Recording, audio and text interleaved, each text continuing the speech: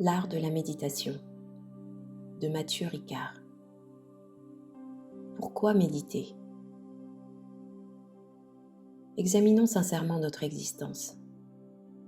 Où en sommes-nous dans la vie? Quelles ont été jusqu'à présent nos priorités? Et qu'envisageons-nous pour le temps qui nous reste à vivre? Nous sommes un mélange d'ombre et de lumière, de qualité et de défaut. Est-ce là vraiment une manière d'être optimale? Un état de fait inéluctable? Si tel n'est pas le cas, comment y remédier?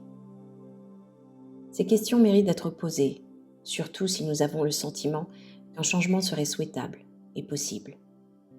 Toutefois, en Occident, du fait des activités qui occupent du matin au soir une partie considérable de notre énergie, nous avons moins le loisir de nous pencher sur les causes fondamentales du bonheur.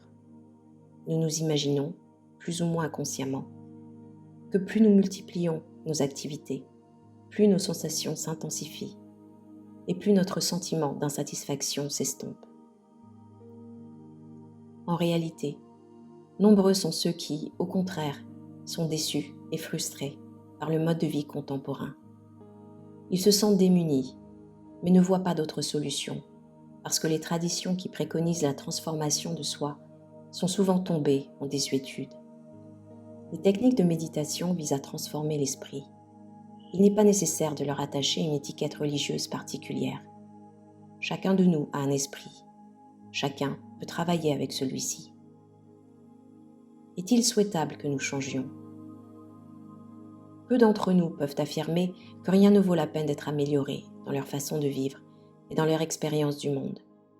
Certains pensent que leurs travers et leurs émotions conflictuelles contribuent à la richesse de la vie et que c'est cette alchimie singulière qui fait d'eux ce qu'ils sont, une personne unique, qu'ils doivent apprendre à s'accepter ainsi, à aimer leurs défauts au même titre que leurs qualités.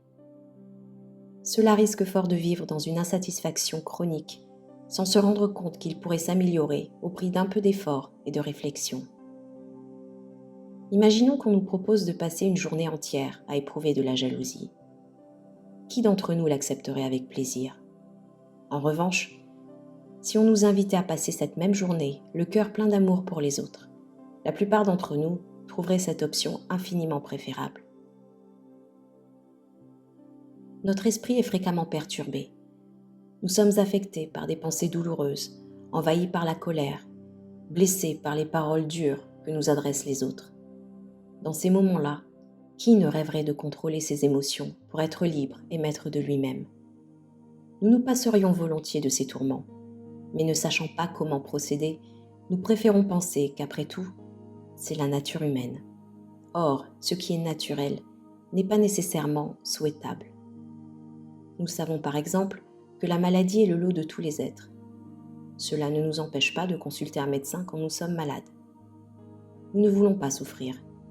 Personne ne se réveille le matin en pensant « pourvu que je souffre toute la journée et si possible toute ma vie ».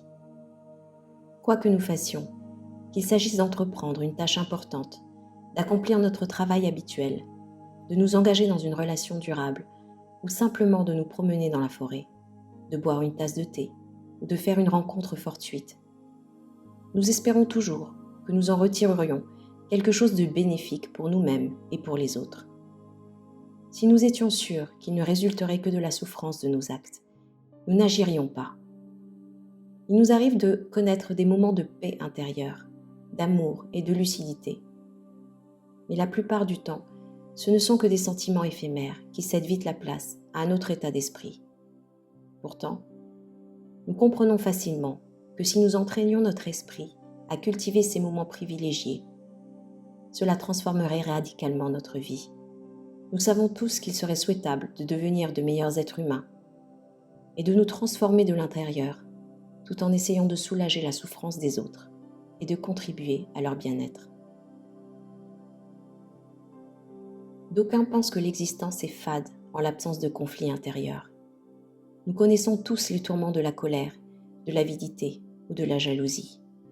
De même, nous apprécions tous la bonté, le contentement et la joie de voir les autres heureux. Il apparaît clairement que le sentiment d'harmonie associé à l'amour d'autrui possède une qualité propre qui se suffit à elle-même. il en va de même de la générosité, de la patience et de bien d'autres qualités. Si nous apprenions à cultiver l'amour altruiste et la paix intérieure, et que parallèlement, notre égoïsme et son cortège de frustrations s'atténuaient, notre existence ne perdrait rien de sa richesse, bien au contraire.